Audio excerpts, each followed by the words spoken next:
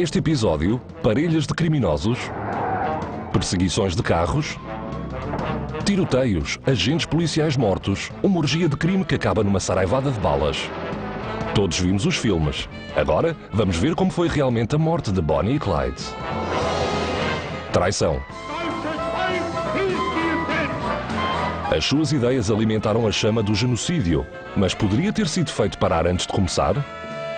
O julgamento que poderia ter posto fim a Adolf Hitler. Teste positivo. Ela era uma princesa russa ou uma excelente impostora? Vamos saber como o ADN acabou por revelar a verdade acerca de Anastasia.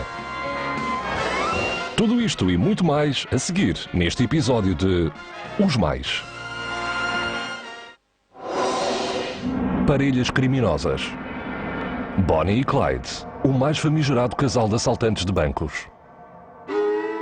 Viveram à sombra da morte, assaltando bancos, roubando carros e matando pessoas, como se tivessem nascido com esse direito. E quando morreram, morreram juntos. Foram Bonnie e Clyde, e desde então a sua história tem permanecido na infâmia.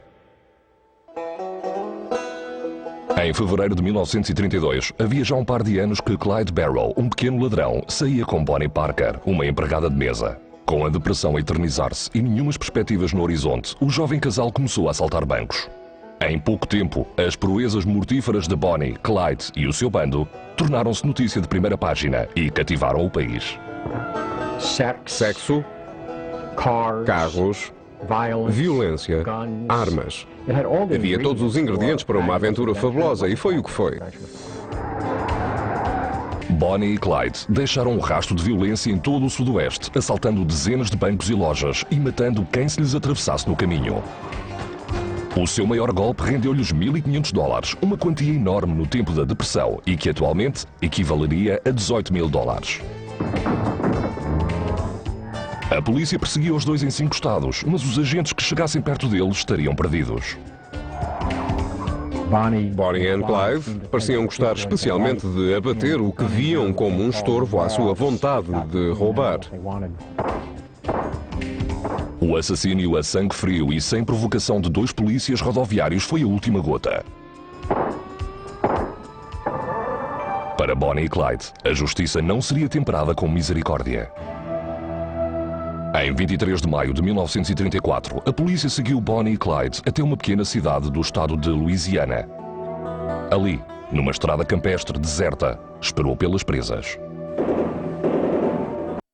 Os agentes envolvidos reconstituíram depois o tiroteio para as câmaras, mas estas imagens de um documentário de atualidades, captadas logo a seguir à emboscada real, mostram que a morte de Bonnie e Clyde foi bem real. A morte viria a ser o verdadeiro legado de Bonnie e Clyde, o mais famigerado casal de assaltantes de bancos da América. Starkweather e Fugate, os mais depravados amantes. Charles Starkweather foi realmente o pior pesadelo do país. A história de Starkweather assusta as pessoas porque revela o potencial de violência extrema, de índole totalmente demencial e irracional. Era o inverno de 1958, em Lincoln, estado de Nebraska. O apanhador de lixo Charles Starkweather, de 19 anos, só tinha uma coisa de valor: a namorada, Carol Fugate, de 14 anos. Ela amava Charlie como só uma adolescente poderia amar e não se importava com a sua propensão para a violência. O destino de Charlie tomou o pior rumo na terceira semana de janeiro. Ao discutir com os pais de Carol, Starkweather abateu ambos a tiro. Seguidamente, matou com uma faca talhante a irmã ainda pequena de Carol. Ninguém sabe ao certo se Carol ajudou a matar a própria família ou se ficou só a ver, mas o perturbado casal passou uma semana escondido na casa de Carol, enquanto nas traseiras os cadáveres apodreciam. Então, Starkweather e Fugate levaram o seu espetáculo homicida a fazer uma digressão. Nos dias seguintes, mudaram-se de um esconderijo para o outro, deixando cadáveres ensanguentados nos locais onde fossem um amigo da família, um par de namorados de liceu e um casal de posição e a sua criada, todos num raio de 32 km em redor de Lincoln, estado de Nebraska. Charlie Starkweather era mesmo muito estúpido. Não tinha esperteza para se refugiar em zonas onde pudesse evitar a polícia. De facto, a polícia seguia-lhes o rasto. Já tinham encontrado a família assassinada de Carol e as outras vítimas. Juntos, Starkweather e Fugate eram o inimigo público número 1. Com a polícia já perto, Carol entregou-se, afirmando que tinha sido feita refém. Charlie fez a polícia persegui-lo desesperadamente. Quando por fim se rendeu, tinha a camisa manchada de sangue. Em pouco mais de uma semana, os dois amantes adolescentes mataram 10 pessoas. Logo que Charles Starkweather foi preso, o mundo pôde olhar bem para ele e não gostou do que viu. Considerado culpado de homicídio, foi mandado para a cadeira elétrica em 25 de junho de 1959. Tinha 20 anos. Mas as pessoas conseguiram sentir pena de Carol Fugate. Embora as provas rebatessem as suas reivindicações de inocência, o público foi apaziguado por imagens de 12 anos a dormir como um anjo na cadeia após a detenção. Carol foi condenada à prisão perpétua.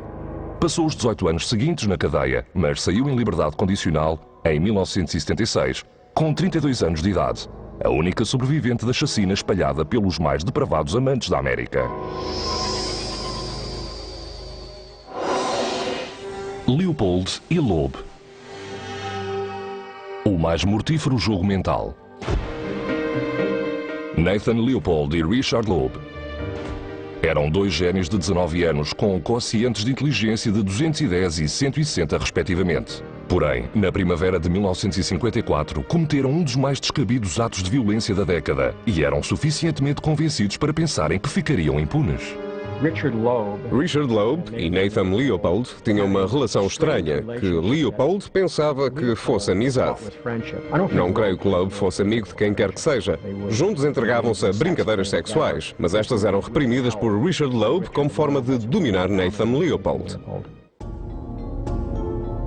As estranhas brincadeiras tornaram-se mortíferas quando Leopold e Loeb decidiram pôr a sua inteligência à maior das provas. Conseguiriam matar alguém impunemente? Após meses de planeamento cuidadoso e ensaios, os dois raptaram Bobby Franks, de 14 anos, vizinho de Loeb.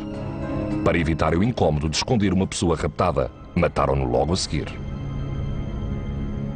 Mesmo com Bobby Franks morto, elaboraram uma rebuscada tramóia para exigir resgate aos pais ricos do rapaz.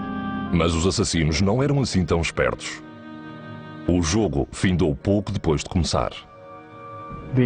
Os dois cometeram alguns erros crassos. Nathan Leopold esqueceu no local do crime uns óculos cuja dobradiça só existia em 3 modelos de óculos vendidos naquela zona. E um deles era o de Nathan Leopold. Escreveram o bilhete a exigir o resgate numa máquina de escrever portátil de um deles. Logo que a atenção da polícia se virou para eles, foi-lhes impossível manter uma história falsa, coerente. Os pouco hábeis criminosos foram apanhados e o público estava certo de que pagariam com a vida aos seus crimes. Mas os dois abastados rapazes puderam contratar Clarence Darrow, na altura o mais famoso advogado de defesa da América e oponente ferrenho à pena de morte. A estratégia de Darrow foi dizer aos dois que se confessassem culpados para evitarem um julgamento com júri. Seguidamente, argumentando que os atos dos rapazes tinham sido resultado das suas mentes retorcidas, Clarence Darrow conseguiu convencer o juiz John Caverty a poupar-lhes a vida. Para grande desgosto de quase todos os americanos, Leopold e Loeb não pagaram com a vida. Foram condenados à prisão perpétua. Richard Loeb morreu em 1936 após um desentendimento com um companheiro de cela, esfaqueado 50 vezes. Nathan Leopold foi libertado em 1958, depois de cumprir 33 anos de pena. Em 1971, morreu de ataque cardíaco, o último derrotado do mais mortífero jogo mental da história. Enquanto esteve na cadeia, Nathan Leopold revolucionou o sistema de ensino prisional. Quando foi libertado, dominava 27 línguas. Traição. Adolf Hitler. O maior poder ganho pela traição. Em 1923, com uma dívida enorme da Primeira Guerra Mundial a minar a economia alemã, um desconhecido cabo do exército, Adolf Hitler, viu uma oportunidade e aproveitou-a. O seu plano fracassaria, mas, tragicamente, os seus atos conceder-lhe-iam um poder devastador.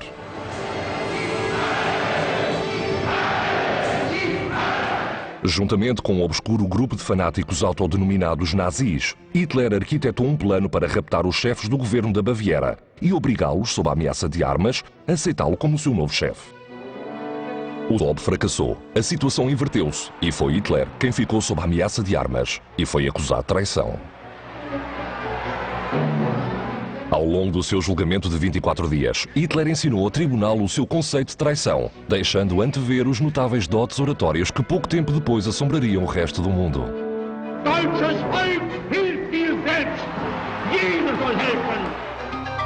Hitler afirmou que era o governo da Baviera que tinha cometido traição ao render-se aos aliados no fim da Primeira Guerra Mundial. Ele e os seus apoiantes estavam apenas a devolver o governo ao povo alemão.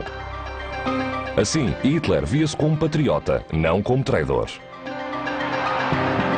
O tribunal bávaro, no entanto, discordou. Hitler foi considerado culpado de traição, mas, espantosamente, só foi condenado a uma pena de 5 anos na prisão de Landsberg. Cumpriu apenas 6 meses, mas o seu julgamento valer-lhe-ia alguns anos depois. Em 10 anos, a notoriedade que Hitler tinha conquistado ajudá-lo-ia a alcançar a chefia da Alemanha, tornando assim o seu poder o maior já conquistado através de um ato de traição. A Rosa de Tóquio, o ato de traição menos intencional. A Segunda Guerra Mundial findou com a rendição do Japão. Enquanto milhares celebravam a vitória dos aliados, outros, como a famigerada Rosa de Tóquio, prestavam contas. Alegadamente, os seus crimes eram ter lido propaganda japonesa na rádio para tropas dos Estados Unidos colocadas no Pacífico. Talvez o mais perturbante fosse o seu cariz sorridente.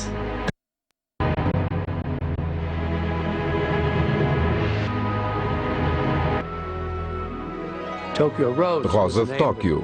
Era um nome que chamava a atenção de todos. Quem era? Ninguém fazia muita questão em saber. Era a Rosa de Tóquio.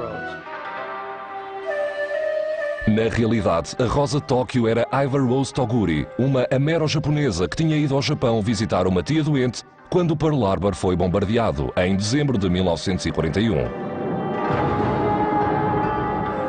Logo foi declarada guerra, Toguri foi feita prisioneira pelos japoneses e obrigada a difundir propaganda na Rádio Tóquio.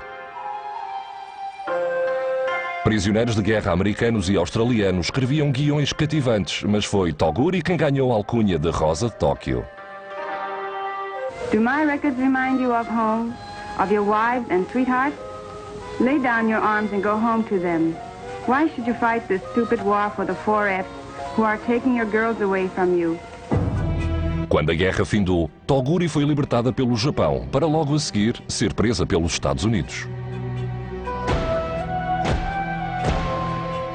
Eu sabia que havia algumas outras que tinham sido coagidas pelos japoneses a difundir pela rádio todo o tipo de infeliz propaganda contra nós. Porque a castigaram a ela e não a outras. Nunca encontrei uma resposta satisfatória a esta pergunta. Apesar de uma flagrante falta de provas contra ela, a Rosa de Tóquio foi acusada de traição. Multada em $10.000 e condenada a uma pena de 10 anos de prisão, cumpriria mais de 6.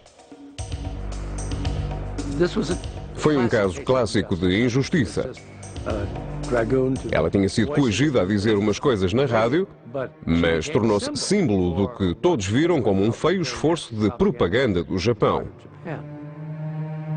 Em 1977, o presidente Gerald Ford concedeu a Toguri pleno perdão como seu derradeiro ato presidencial, o mínimo que podia ser feito por uma mulher castigada pelo menos intencional ato de traição. Guy Fawkes, o mais célebre e falhado traidor. 4 de novembro de 1605, uma conspiração traiçoeira para fazer rebentar o parlamento inglês foi gorada e um homem foi preso. Chamava-se Guy Fawkes e o seu legado viveria na história britânica durante muitos séculos. Na Inglaterra do século XVII, durante o reinado de Jaime I, praticar o catolicismo significava morte certa.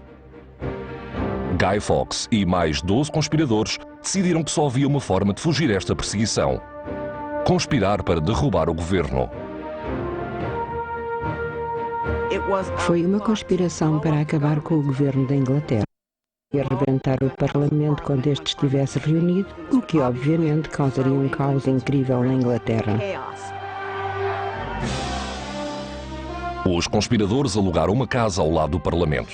Na cave, armazenaram 36 barris de pólvora, os suficientes para destruir um quarteirão citadino moderno. Quando o Parlamento se reunisse em 5 de novembro, Fawkes acenderia um rastilho lento e fugiria do país. Mas a conspiração falhou. Um dos conspiradores cometeu um erro fatal. Escreveu uma carta ao cunhado, um membro do Parlamento, a avisá-lo para que não estivesse no edifício nessa noite. A mensagem secreta foi imediatamente entregue ao rei e o plano dos conspiradores ficou condenado. Soldados ingleses assaltaram a casa dos conspiradores e Fawkes foi capturado. Obrigado a revelar quem eram os seus 12 cúmplices, Fawkes e os outros conspiradores foram rapidamente presos e acusados de traição. Foram enforcados, desmembrados e esquartejados. Enquanto sofriam o horror de um castigo reservado aos traidores, o resto da Inglaterra rejubilava. Todos atribuíram aquele desfecho à intervenção divina e à decisão de Deus de atuar na Inglaterra protestante. O dia 5 de novembro passou a ser o dia de ação de graças pela libertação da Inglaterra. Chamado o Dia de Guy Fawkes, em honra do mais famoso membro da conspiração, o 5 de novembro continua a ser um dia de celebração, com fogueiras e um espetacular fogo de artifício para recordar o mais célebre traidor falhado da Inglaterra.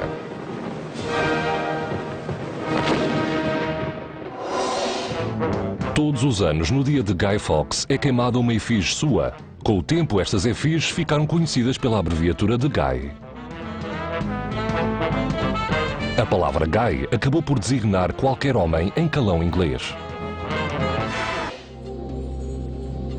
Thomas Jefferson, o mais disputado ano passado. Em 1802, um jornal federal publica uma acusação chocante. O presidente Thomas Jefferson tinha tido filhos com a sua antiga escrava Sally Hemings. Como Jefferson nunca respondera a esta acusação, o público continuou sem acreditar durante quase 2 séculos.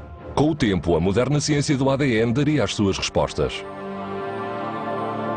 O ADN, o projeto a partir do qual cada ser humano é construído, pode dar respostas reveladoras a perguntas acerca da linhagem. Os cientistas podem procurar marcas específicas no ADN, o material genético proveniente do progenitor de uma pessoa. A análise exigia ADN de um descendente masculino. Como Jefferson não tinha tido filhos, as amostras tiveram de ser colhidas dos descendentes vivos do seu tio, Phil Jefferson. As análises encontraram marcas genéticas específicas de filhos de Sally Hemings. O ADN condizente é uma prova concreta. Alguém da família de Jefferson tinha sido o pai de um filho de Hemings. Mas alguns ainda questionam a ligação a Thomas Jefferson. Porém, com a prova do ADN de que era um Jefferson, este Jefferson, um dos fundadores da América, é o candidato mais provável. Thomas Jefferson poderá permanecer para sempre uma figura mítica na história americana, uma personificação do ideal americano, mas atualmente o ADN ajudou a revelar o homem por trás do mito e a desfazer a controvérsia que rodeava o mais disputado antepassado presidencial. Anna Anderson, a mais famosa impostora. Numa fria noite de Berlim, em 1920, uma desalentada jovem foi internada num asilo depois de tentar matar-se. Inicialmente, não forneceu pistas quanto à sua identidade, mas depois, após mais de um ano internada, fez uma declaração espantosa, dizendo que era a grande duquesa Anastasia da Rússia. Nos 60 anos seguintes, esta mulher misteriosa afirmou que era da realeza russa. Anastasia era a filha do czar Nicolau II, o último dos poderosos Romanov da Rússia. Em 1917, uma revolta comunista tirou a família do poder e pô-la em cativeiro. Pouco mais de um ano depois, foi brutalmente executada.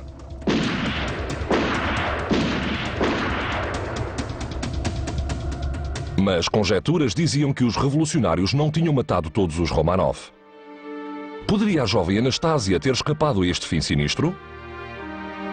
Os parentes reais de Anastasia tentaram responder a esta pergunta visitando a mulher que dizia chamar-se Anna Anderson, depois de ela sair do asilo em 1922. Muitos não hesitaram em ver nela uma impostora, mas outros foram convencidos por ela ter supostas recordações, tais como desenhos de infância feitos por primos que a tinham visitado. Uma outra prova parecia ser o facto de Anderson até ter a mesma deformidade dos pés de Anastasia. Mas Anderson talvez tivesse ido longe demais. Em 1938 tentou reclamar uma parte da herança dos Romanov, causando uma batalha judicial na Alemanha que duraria 32 anos. Um grupo de testemunhas, constituído por especialistas em tudo, de caligrafia à antropologia, depôs a seu favor. Mas em 1970, com Anderson já vergada e idosa, o tribunal decidiu pôr fim contra ela, afirmando que ela não tinha provado ser da realeza Romanov. Anderson morreu em 1984, afirmando sempre que era Anastasia, uma reivindicação em que muitos continuaram a acreditar. Mas na década de 90, investigadores encontraram uma amostra de tecido de uma operação feita a Anderson alguns anos antes. Com um pressentimento, analisaram o tecido e obtiveram resultados incontestáveis. Anna Anderson tinha inventado uma história romanesca e enganado os crédulos durante mais de 60 anos. Mas no fim, a ciência do ADN revelou a verdadeira história da mais famosa impostora do mundo. De Enderby, o primeiro homicida apanhado graças ao ADN. Agosto de 1986. Em Enderby, no centro da Inglaterra, há um assassino à solta. Uma rapariga de 15 anos foi violada e morta e a polícia está baralhada. Mas com o auxílio do ADN vai ser feita a história. Dawn Ashworth ia para casa, vinda da casa de uma amiga, quando desapareceu. O seu corpo foi encontrado num matagal a apenas 800 metros de casa. A polícia tinha um suspeito, mas sem provas concretas estava de mãos atadas. Foi então que a lei pediu ajuda à ciência. Investigadores tinham desenvolvido recentemente um método para extrair ADN humano de amostras de sangue e isolar uma chamada impressão digital genética. Quando se comparou o ADN do suspeito com as amostras escolhidas no local do crime, ele tornou-se o primeiro homem a ser ilibado pelas próprias moléculas. Um inocente foi libertado, mas um assassino continuava à solta. Assim, a polícia começou imediatamente a colher amostras de ADN de todos os homens entre os 16 e os 30 anos de 3 aldeias. Ao todo, quase 5.000 amostras de sangue. Não se encontrou uma única que condissesse. 8 meses depois, a polícia recebeu uma informação inesperada. Durante as primeiras análises, um homem chamado Colin Pitchfork tinha substituído o seu sangue pelo de outra pessoa. Pitchfork foi imediatamente detido e o seu ADN foi analisado. Os resultados não deixaram dúvidas. A polícia tinha apanhado o culpado. Penso que foi o primeiro caso a ser resolvido com provas de ADN e nitidamente foi um ponto de viragem na capacidade de usar a ciência forense para ajudar a solucionar crimes. Embora atualmente seja comum usar o ADN para identificar criminosos, tudo começou com uma abordagem inovadora à procura de um homem, o primeiro homicida apanhado graças ao ADN. Versão portuguesa, via satélite.